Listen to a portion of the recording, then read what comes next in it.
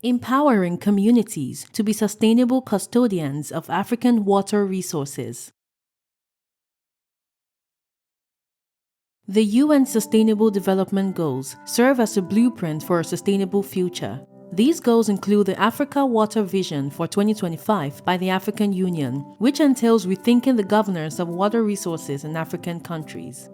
However, strategies to meet such goals are not consistently implemented.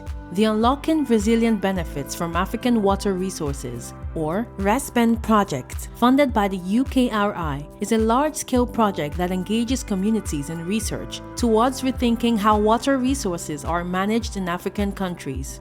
The project includes all the partners of the African Research University Alliance Water Centre of Excellence and 2 UK universities, Lancaster University and the University of Sheffield.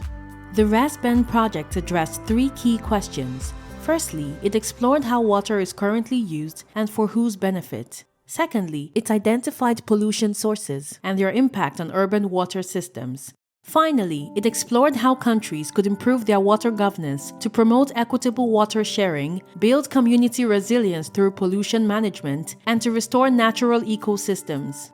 The project practiced the adaptive systemic approach, through which research is embedded in the local context to ensure that it is relevant, usable, and has a lasting effect. The adaptive systemic approach follows 4 key steps. First, the researchers talk to stakeholders to jointly identify problems associated with local water management, so that the project focus can be agreed upon. These stakeholders then engage in an adaptive planning process, creating a shared vision for water governance in the region and outlining objectives for achieving this vision.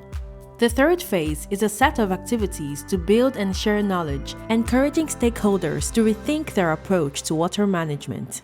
This is done using strategic adaptive management through conversations between stakeholders, researchers, and institutions. The fourth phase is the implementation of agreed activities. Throughout the process, participants participate, monitor, evaluate, reflect, and learn, adapting their approach towards realizing their vision. The RESBEN project's activities began in 2020, involving urban regions in Nigeria and Uganda, as well as broader catchment landscapes in Ethiopia, Rwanda, Senegal, Tanzania, and South Africa. Researchers at the University of Lagos in Nigeria explored solutions to improve groundwater management in Lagos City, discussing these with local government representatives. In Uganda, Makerere University identified crucial pollution-related issues linked to the dispersion of contaminants into Lake Victoria near the capital city during rainy seasons. As stated by a researcher from Makerere University, rather than bringing science from outside, we empowered the farmers. We brought them on board and told them that they're representatives of the community, while also including the legal office, the Department of Agriculture, and so on. I feel that little by little, sustainability will be ensured through this empowerment. The project team at Addis Ababa University and the Water and Land Research Center in Ethiopia built on their collaboration with residents and representatives from watersheds and carried out a learning exchange between 2 catchment landscapes with differing approaches to land restoration. These interactions sparked opportunities for the introduction of innovative solutions to restore and manage land and water resources.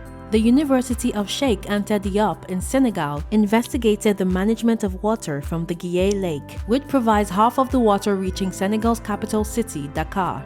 This was the first time that farmers, agribusiness, fishers, and communities came together to discuss the growing issues facing the lake and their collective responsibility in addressing those issues. Meanwhile, the University of Rwanda focused on strengthening participatory governance in the Akagera River catchment, an area increasingly under threat from erosion and urban pollution. Bringing stakeholders together, researchers initiated important conversations about pollution control and the restoration of these important water resources.